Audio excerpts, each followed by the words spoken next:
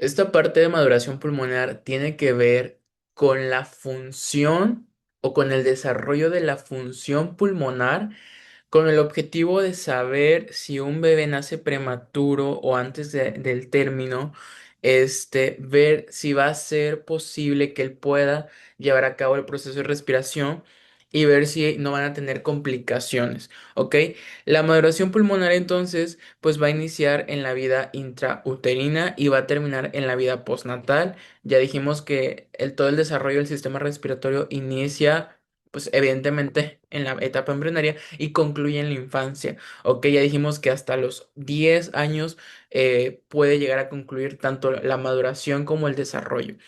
Esta moderación lo que hace es que prepara a los pulmones para que estos puedan llevar un intercambio gaseoso al nacimiento, o sea, que cuando el bebé nazca sea él capaz y suficiente de poder llevar a cabo este proceso. Y de acuerdo a las características histológicas que se han visto, esta maduración pulmonar la dividimos en cuatro etapas. Ahora, hay genes que van a estar implicados en esta maduración pulmonar, que son los genes HOX. Ok, con que ustedes sepan que son los genes, que son los genes HOX es más que suficiente. Ok, pero está el A5, el B3, B4, B5 y B6.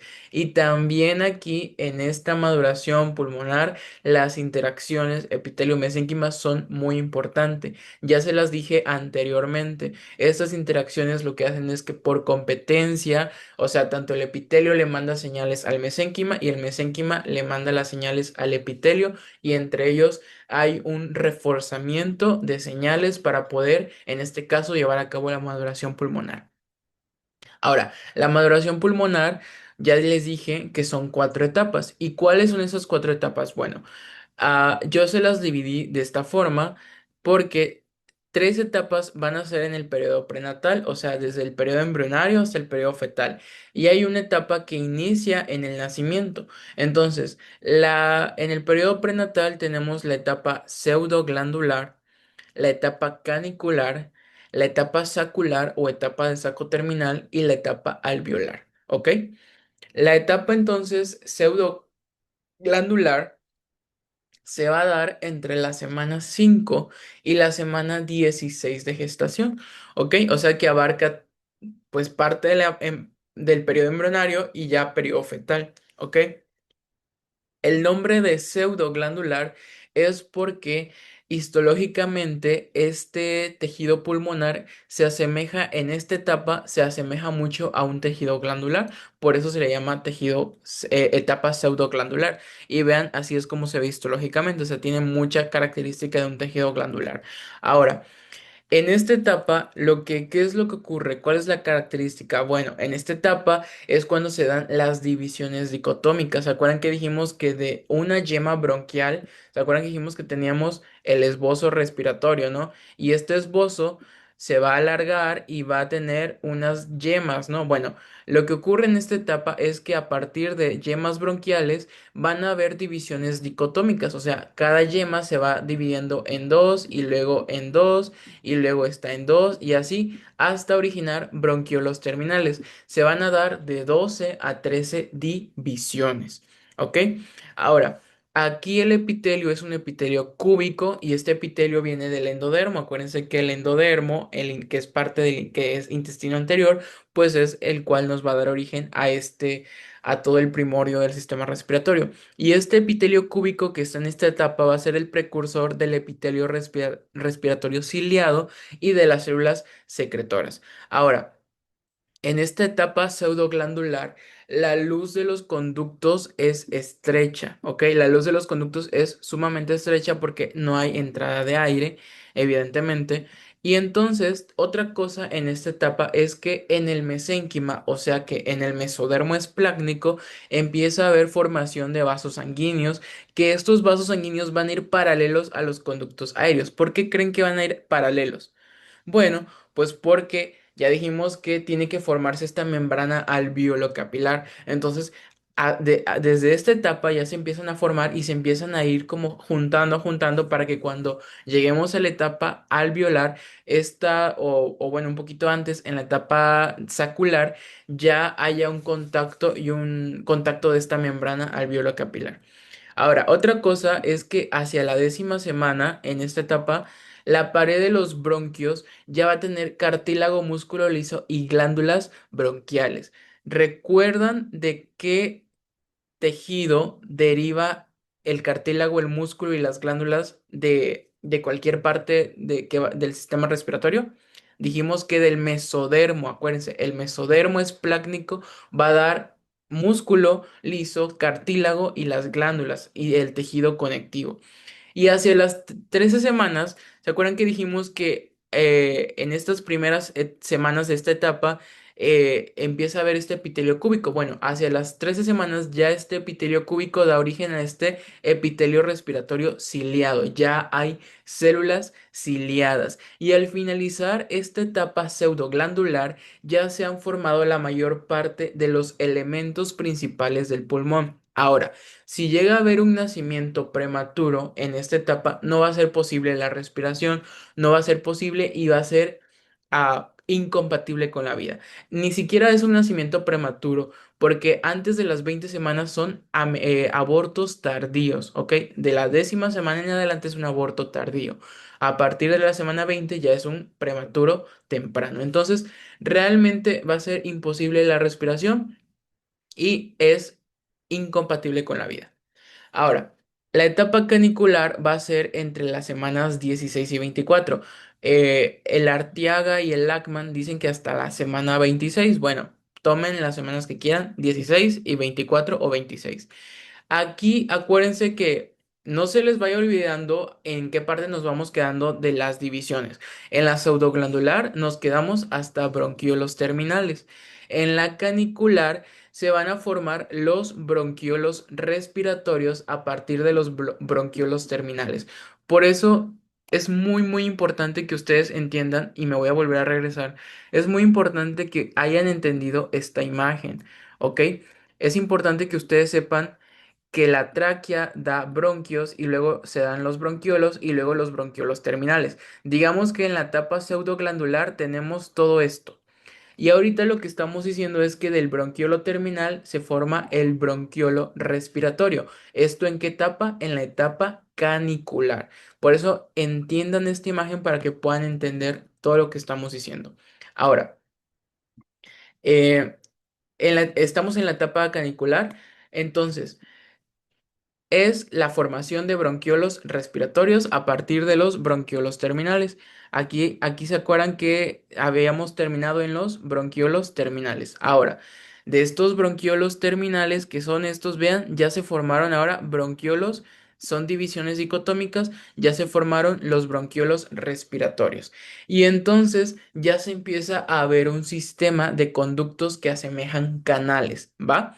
Ahora, los capilares, acuérdense que los capilares o estos vasos sanguíneos empezaron a formarse desde la etapa pseudoglandular, pero aquí ya empiezan a colocarse en dirección del epitelio que va revistiendo a estos bronquiolos respiratorios, o sea, ya se va poniendo en contacto.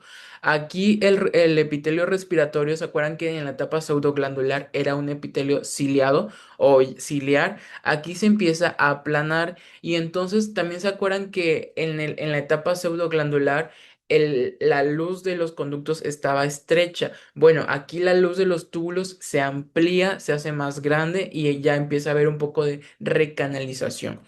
Ahora, la etapa canicular dijimos que puede que termine o entre las 24 y 26. El punto es que al final de esta etapa ya hay una diferenciación del epitelio respiratorio y ya empezamos a tener células. Empezamos a tener dos células importantes que son las células alveolares tipo 1 y células alveolares tipo 2, que vienen siendo lo mismo que neumocitos tipo 1 y neumocitos tipo 2. Aquí pueden ver los neumocitos tipo 1 y los neumocitos tipo 2. Los neumocitos tipo 1, como pueden ver, son células como aplanadas. Aquí los pueden ver. O sea, son células aplanadas y son las que más están en la membrana alveolar, ¿ok? Y estos, los neumocitos tipo 1, se encargan del intercambio gaseoso, es decir, que a través de estos es donde va a pasar el oxígeno y va a regresar el dióxido de carbono.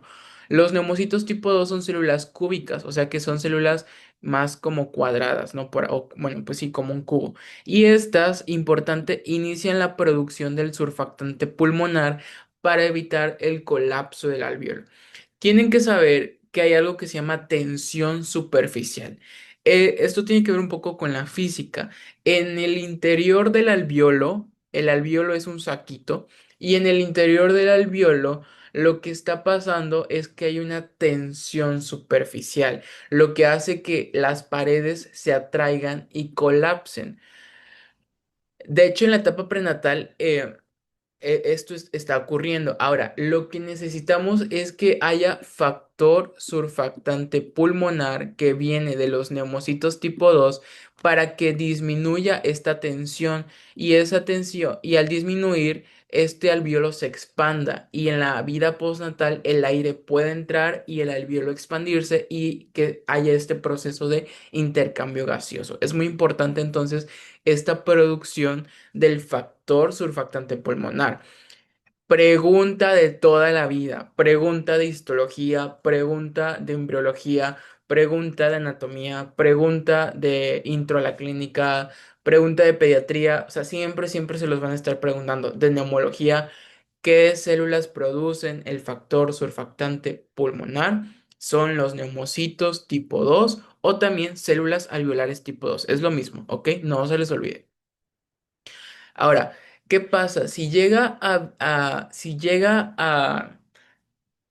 producirse un nacimiento prematuro en estas etapas, la supervivencia de un feto durante el final de esta etapa es factible. Escúchenlo bien. Si llega a ser al final de la etapa canicular, puede ser factible desde el punto de vista respiratorio. Sin embargo, ¿por qué? Porque el pulmón, de ser incompatible con la vida, como era en la etapa pseudoglandular, pasa a ser un pulmón potencialmente viable. Ahora, la mayoría de bebitos que nacen en esta etapa mueren porque no tanto por la cuestión respiratoria, bueno, sí tiene mucho que ver también, pero también va a ser más porque hay inmadurez de otros aparatos y sistemas como el neurológico, o sea, entonces la etapa canicular todavía no es tan viable, pero no tanto por la parte respiratoria. Pero sí tiene mucho, o sea, el libro menciona que no es tanto por lo respiratorio, yo diría que sí tiene que ver mucho lo respiratorio y aparte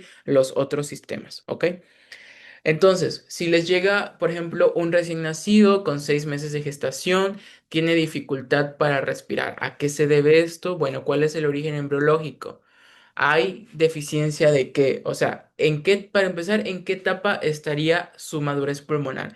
En una etapa canicular, digamos que es a inicios de del sexto mes, o sea, en la semana 20 todavía no hay producción de factor surfactante pulmonar. ¿Cuál es la fisiopatología? Eso, no hay una producción adecuada de factor surfactante pulmonar. ¿Qué células? Los neumocitos tipo 2. ¿Hay algún tratamiento prenatal? Sí, si nosotros nos estamos dando cuenta que hay una amenaza de aborto o una amenaza de parto pretérmino, lo que se hace es dar inductores de madurez pulmonar. Y estos inductores de madurez pulmonar son muy importantes, que se van a dar, estos inductores de madurez pulmonar se dan entre las semanas 24 y 31 de gestación. ¿Para qué? Para que se pueda desarrollar este pulmón. ¿Cuáles son estos inductores? La betametasona y la dexametasona. Y ahora, si no se dieron en la vida, si no se dieron cuando están estas amenazas en la vida prenatal y ya nació, pues a este recién nacido les podemos dar también estos corticosteroides, se les da dexametasona o betametasona. Es el mismo tratamiento tanto prenatal como postnatal, ¿ok? Entonces, aquí está. Esta la saqué de el Lachman y la respuesta entonces es que los neonatos que nacen antes de los 7 meses no tienen cantidades suficientes de este surfactante, que ya les comenté que el surfactante es importante para que disminuyamos la tensión superficial que está en el alveolo. Acuérdense que al disminuir la tensión superficial, este alveolo puede insuflarse, puede inflarse y entonces dar este intercambio gaseoso. Si no tenemos surfactante pulmonar, los alveolos colapsan y esto me va a llevar a una patología que vamos a ver al final de esta clase. Ya les comenté que hay que administrar esteroides ya sea en el embarazo o en el recién nacido si no se administran, ¿ok? Ahora, la etapa de saco terminal o etapa sacular va a ser a partir de la semana 24 hasta el nacimiento. Y aquí lo que va a pasar es que a partir de los bronquiolos respiratorios se van a aparecer, van a empezar a formarse los sacos alveolares. Y los sacos alveolares van a estar revestidos de neumocitos tipo uno y tipo 2. Aquí en el saco alveolar es donde se va a dar este intercambio gaseoso por la membrana alveolocapilar. Entonces, punto importante, la unión de los bronquiolos respiratorios del conducto alveolar con el saco alveolar forman a los lobulillos pulmonares. Y los lobulillos pulmonares son la unidad estructural básica del pulmón. ¿Ok? Entonces, en esta etapa de saco terminal se establece la barrera alveolo-capilar o la membrana alveolo-capilar y esta barrera va a estar formada por el citoplasma aplanado de la célula alveolar tipo uno que viene siendo todo esto y también por la pared del capilar, ¿ok? Entonces, ya se los había dicho en el video pasado, la membrana alveolo-capilar se forma por el citoplasma del neumocito tipo uno con la pared del capilar. ¿Ok? Y la función es este intercambio gaseoso en la vida postnatal. Vean entonces cómo va a ser este intercambio gaseoso. Va a llegar el aire por el alveolo, viene el aire y entonces el oxígeno pasa por difusión a través de la membrana alveolo capilar hacia el eritrocito y el eritrocito le devuelve dióxido de carbono que va a pasar por el capilar hacia el saco terminal. Y así es este intercambio de O2 y de CO2. Si los fetos o los bebés nacen en esta etapa, tienen mayor probabilidad de sobrevivir, porque ya hacia estas etapas, en estas semanas, hay mayor producción de factor surfactante pulmonar y además podemos ayudarles. Los corticosteroides ejercen un efecto más eficaz en estas etapas, ¿ok? Ahora, la fase alveolar se va a dar con el nacimiento, es decir, en la vida postnatal. De hecho, antes de nacer ya hay algunos alveolos, como es en la fase de saco terminal, pero estos alveolos todavía al momento del nacimiento son alveolos inmaduros o primitivos. Entonces, a partir de estos sacos terminales o de estos alveolos que estábamos viendo aquí, a partir de estos sacos alveolares, se van a formar los alvéolos maduros o definitivos. A partir de estos alvéolos primitivos que les había comentado, se forman los definitivos. Y esta fase va a terminar hasta los 6 años aproximadamente. Ahora, hablando sobre los alvéolos tienen células y van a tener los neumocitos tipo uno y los neumocitos tipo 2. Y una vez que concluye el desarrollo pulmonar, se van a componer o se van a formar o constituir a los lobulillos pulmonares, que ya les había comentado que son la unidad estructural básica del pulmón. Los lobulillos pulmonares, como ya se los había puesto en una imagen anterior, son el conjunto de bronquiolo, conducto y saco alveolar. ¿Ok? Bronquiolo respiratorio, conducto alveolar y saco alveolar. En la etapa prenatal todavía la vía respiratoria está llena de líquido. Eso es algo que no les había mencionado, pero sí lo vimos en la clase de líquido cuando vimos anexos embrionarios. Yo les dije que desde la semana 12 empieza la producción del líquido amniótico. Ya saben que el líquido amniótico viene por las células epiteliales, ya saben que viene por la orina fetal y todo esto, ¿no? Ese líquido amniótico, el bebé en toda la vida prenatal lo está respirando. Y ese líquido amniótico es muy importante porque es un madurador de las células pulmonares, hace que haya proliferación de células pulmonares. Y esos movimientos respiratorios que hace el bebé en toda la etapa, en toda la vida prenatal, comienzan en la semana 12 y alcanzan una regularidad en la semana 34. Por eso que eh, entre más semanas, o sea, entre más maduro esté este bebé, entre más semanas sean, o entre menos prematuro sea, por así decirlo, va a ser más capaz de respirar por sí solo. Estos movimientos se incrementan por la noche, aumentan con la glucosa o con la anoxia y van a disminuir por el tabaquismo materno. Por eso los bebés que nacen en bebés de madres fumadoras, cuando nacen tienen un Apgar muy bajo, o sea, tienen no respiran tanto, no lloran tanto, nacen como deprimidos, como ponchaditos le llaman, porque no tienen ese entrenamiento, esos movimientos respiratorios no fueron los adecuados en la etapa o en la vida prenatal. Eso no se me compliquen tanto, solamente es una imagen que les representa que en la vida fetal los alvéolos están llenos los pulmones están llenos de líquido. Y en la vida neonatal, o sea, cuando nacen, el hecho de que el bebé grite, llore, eso hace que el líquido se reabsorba por los canales de sodio. Este líquido es reabsorbido y es intercambiado por el aire que empieza a entrar por el primer lloro o quejido que tiene el bebé. Por eso es muy, muy importante que los bebés lloren al nacer. Si ellos no lloran, entonces este líquido tarda más en reabsorberse, el aire tarda más en entrar y tenemos una patología que se llama taquipnea transitoria del recién nacido. ¿Ok? Ese es un resumen de la maduración pulmonar. Entonces no se les olvide, periodo pseudoglandular tenemos hasta bronquiolos terminales. Canicular tenemos hasta bronquiolos respiratorios. Sacos terminales de los respiratorios se forman los sacos terminales y el periodo alveolar de los sacos terminales o alvéolos primitivos se forman los alvéolos maduros. ¿Qué se tienen que saber?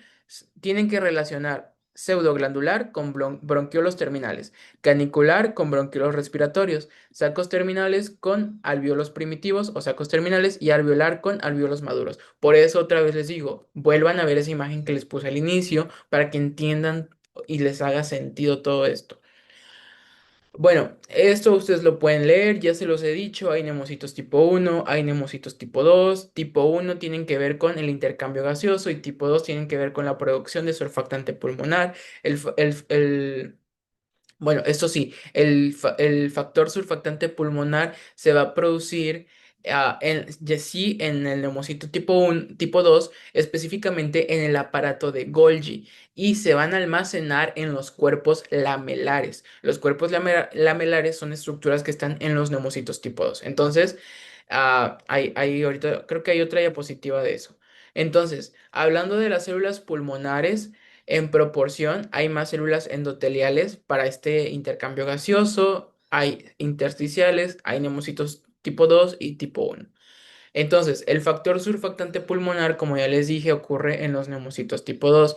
Vean, se va a producir aquí en el aparato de Golgi. Aquí es donde se produce y se va a almacenar aquí en los cuerpos lamelares y luego los cuerpos lamelares por un proceso de exocitosis se van a adherir a la membrana del neumocito tipo 2 para secretar este factor surfactante al saco, al espacio aéreo, al saco terminal, a ese alveolo. Ahora, este factor surfactante va a estar regulado por hormonas, va a estar regulado por el cortisol, por la insulina, por la prolactina y por la tiroxina. Por eso, los hijos de madres diabéticas, bueno, ahorita lo voy a decir más adelante. Su producción inicia entre la semana 24 y 38. Hay libros que dicen que a partir de la 28, hay otros que dicen que a partir de la 24. Bueno, entre la 24 y la 28 se empiezan a producir hasta las 38. Sus concentraciones suficientes y elevadas son a partir de la 35. Por eso decíamos que a partir de la semana 35 es más viable, o sea, a partir de la semana 35 hay más factor surfactante pulmonar y aparte, a partir de la semana 35 los movimientos respiratorios han alcanzado su máximo entrenamiento. Está compuesto de 90% de fosfolípido, que el principal fosfolípido es el dipaldil fosfol, ahorita no me acuerdo muy bien, y 10% de proteínas y está regulado por factores de crecimiento de fibroblastos, factores de transcripción y el factor surfactante inductor beta. Ahora, cuando este factor surfactante pulmonar está disminuido, me va a dar una enfermedad característica, que es la única que vamos a ver aquí, que es la enfermedad por membranas hialinas o síndrome de distrés respiratorio del recién nacido. Ahora, este factor surfactante pulmonar, ¿cómo actúa? Bueno, ya dijimos que se va a secretar por exocitosis, o sea que se agrega a la membrana del neumocito tipo 2 y se secreta, y entonces una vez que se secreta, se distribuye sobre la superficie alveolar. Hagan de cuenta que este es el alveolo Entonces, aquí está el neumocito tipo 2 y se secreta al alveolo el factor surfactante pulmonar y entonces disminuye la tensión superficial. Si hay menos tensión superficial, eso hace que no se colapsen, sino que haya una expansión alveolar y eso permite que cuando entre el aire haya un intercambio gaseoso adecuado. Ahora, cuando hay una deficiencia del factor surfactante pulmonar, tenemos esta enfermedad, ya no se llama enfermedad por membrana hialina, ahora se llama síndrome de distrés respiratorio, pero todavía lo pueden encontrar así. Principalmente, factores de riesgo es que sean prematuros, porque ya dijimos que su producción inicia en la semana 24, pero entre más pequeñitos, entre más prematuros, pues menos factor surfactante, menos expansión alveolar, menos intercambio gaseoso. Ahora, ¿por qué creen que los hijos de madres diabéticas, o sea, el principal es prematuro, pero el segundo factor de riesgo importante es hijos de madres diabéticas? ¿Por qué creen? Dijimos que para que haya secreción de factor surfactante pulmonar, la insulina es la segunda hormona importante. Eso quiere decir que como las madres diabéticas tienen una resistencia a la insulina, eso hace que los bebés también tengan cierta resistencia, sus células tengan cierta resistencia a la insulina. Por lo tanto, estas células alveolares, estos neumocitos tipo 2 de los bebés, de mamás diabéticas tienen una resistencia a la insulina en todas las células de su cuerpo y entonces específicamente en el pulmón pues nos afecta porque entonces va a haber una resistencia a los neumocitos tipo 2. Esta insulina no va a poder entrar a estas células, no se va a poder dar este proceso y entonces no va a haber producción de factor surfactante pulmonar. Y hay más, hay otros factores de riesgo, como por ejemplo asfixia perinatal o que hayan cesáreas sin trabajo de parto, etcétera, ¿no? Clínicamente, característicamente son prematuros o hijos de madres diabéticas, tienen signos de dificultad respiratoria. ¿Cuáles son esos? Esos ya no son tan importantes para su examen. Eh, porque esto es más de pediatría, hay un test que se llama, o una escala que es la escala de Silverman-Anderson que es para evaluar la dificultad respiratoria del recién nacido. ¿Cuáles son esos signos? Aleteo nasal, o sea, el bebé mueve la nariz. Hay un quejido respiratorio que se puede escuchar como una sibilancia. Hay tiraje intercostal, eso quiere decir que en las costillitas del bebé se ve como un hundimiento. Hay una retracción esternal, o sea que hay un hundimiento en la parte del esternón y hay una disociación toracoabdominal, que quiere decir que hay como, o sea, el tórax y el abdomen se deben de expandir al mismo tiempo. Aquí hay una disociación. Otros signos que aquí no están también puede ser la retracción clavicular, perdón, supraclavicular o retracción infraclavicular. Otros signos pueden ser también la cianosis o la misma taquipnea, o sea, que esté respirando mucho, ¿no? Entonces, solamente sepan que existe una escala de Silverman-Anderson para evaluar la dificultad respiratoria. Y bueno, esta fisiopatología no es tan, o sea, ya es lo que les he dicho, o sea, es cuestión de lógica. Y el tratamiento es factor surfactante exógeno. Si nos damos cuenta que va a ser un bebé prematuro y que ya no hay forma de evitar ese nacimiento prematuro, darle inductores de madurez pulmonar a la mamá, se le administran intramuscular, se les administra son corticosteroides, la dexametasona y la betametasona, ¿ok? El diagnóstico es clínico o por radiografía de tórax y complicaciones. La más importante es la displasia broncopulmonar y esta displasia broncopulmonar puede llevar a secuelas neurológicas importantes. ¿Por qué? Porque si no hay un intercambio gaseoso adecuado, no llega oxígeno, hay una hipoxia, principalmente en el cerebro es donde más nos va a afectar una asfixia perinatal. Muy bien. Bueno, entonces esta clase fue tomada de estos tres libros, Biología del Desarrollo, Embriología de la Artiega y del Lachman. Si tienen alguna duda, ya saben que me pueden enviar un mensaje y gracias.